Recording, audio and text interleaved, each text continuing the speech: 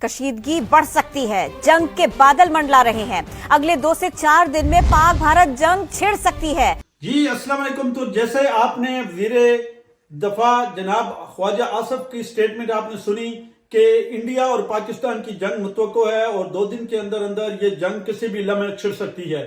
میں یہاں پہ یہ کہنے میں بالکل حق بجانب ہوں کہ دونوں عوام دونوں طرف کے جو ممالک ہیں ان کو سوچنا چاہیے، عوام کے بارے میں سوچنا چاہیے۔ جو 75 سال لگا کے انہوں نے یہ انفراسٹرکچر کھڑا کیا تھا، اپنے ملک کی اکانومی کو تھوڑا بہت کوئی بوسٹ اپ کیا تھا، وہ اگر 2 ایٹمی قوتیں اگر آپس میں لڑیں گی تو یہ تہس و نہس سسٹم ہو جائے گا۔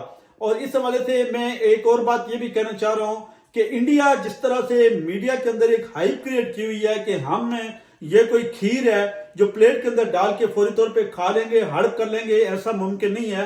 پاکستانی عوام جو ہے وہ نہ صرف یہ کہ جنگ کو اور جہاد کو ایک شہادت کا رتبہ سمجھ کے اس کو ایکسپٹ کرتے ہیں، اس کو فخر محسوس کرتے ہیں، بلکہ اس کے ساتھ ساتھ یہ ہے کہ ان کے پاس دینے کے لیے ہے کچھ نہیں، ان کے پاس اس وقت صرف اور صرف لڑنے کے لیے سب کچھ ہے۔ تو اس حوالے سے میں یہ انڈیا کو بھی متنبہ کرتا ہوں کہ اگر یہ جنگ لڑی تو یہ آپ کی آخری جنگ ہوگی، چونکہ عوام جو ہے وہ بالکل اک نک آئی ہوئی ہے اور وہ مطلب اپنے حکمرانوں سے لڑنے کے لیے تیار ہے۔ تو آپ تو ظاہر بات ہے کہ آپ اپنا لیول دیکھ لیں کہ آپ پہ کس لیول پہ جا کے آپ لوگوں کی یہ تکہ بوٹی کریں گے۔ پہلی بات تو یہ ہے۔ دوسری بات یہ کہ میں دونوں ممالک سے یہ گزارش کروں گا کہ اگر آپ لوگ پاکستان کے بارڈر اور انڈیا کے بارڈر اگر آپ لوگ آپس میں ایک دوسرے کو انگیج نہیں کر سکتے اور یہاں پہ اگر آپ جنگ ایک دوسرے کے ساتھ مسلط نہیں کر سکتے تو خدا را کشمیر کے بارڈر کے اوپر، کشمیر کے اطراف میں یہ والی جنگ مسلط نہیں کریں۔ اس لیے کہ پہلے بھی ہم لوگ جو ہیں وہ ساری زندگی اسی جو ہے جنگ کے اندر ہم نے گزاری ہے۔ جب آپ کے مفادات حل ہوتے ہیں، آپ کے الیکشن گزر جاتے ہیں، آپ کا کوئی بڑا ایشو سالو ہو جاتا ہے تو آپ اس جنگ کو ہٹا دیتے ہیں۔ کشمیر کی ساری عوام جو ہے وہ بارڈر لائن کے اوپر ہے، چھم جوڑیوں سے لے کے تاؤ بٹ تک جو آخری ہماری جگہ ہے، سارے کے سارے ڈسٹرکٹ جو ہیں وہ بارڈر لائن کے اوپر ہیں اور تمام کے تمام ڈسٹرکٹ جو ہیں وہ سارے کے سارے متاثر ہوتے ہیں۔ لوگوں کی لائف سٹائل متاثر ہوتی ہے، لوگوں کی لائف سٹائل متاثر ہوتی ہے، لوگوں کی جو لیونگ آف وے ہے وہ ساری کے ساری متاثر ہوتی ہے، پڑھائی ایجوکیشن ساری چیزیں متاثر ہوتی ہیں۔ اس لیے میں آزاد کشمیر اور مقبوضہ کشمیر کے دونوں کی عوام کو میں یہ بھی کہنا چاہتا ہوں کہ اس کے لیے، اس ظلم کے لیے، بربریت کے خلاف اٹھ کے کھڑے ہوں اور یہ جنگ ہرگز مسلط نہ کرنے دیں، چونکہ ان کے چھوٹے چھوٹے مفادات ہوتے ہیں۔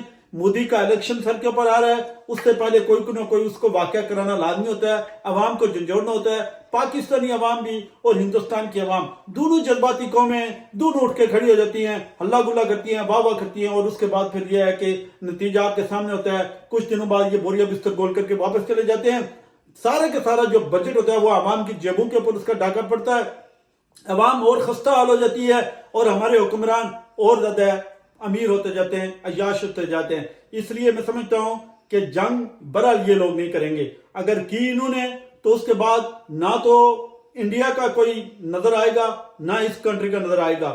یہ بات میں وثوق کے ساتھ آپ دوستوں کو کہہ سکتا ہوں کہ جذباتی باتیں چھوڑیں اور جتنے بھی جس طرح کی انڈیا کی میڈیا نے جو ہائپ کریٹ کی ہوئی ہے یہ ساری کی ساری غلط میڈیا نے ہائپ کریٹ کی ہوئی ہے۔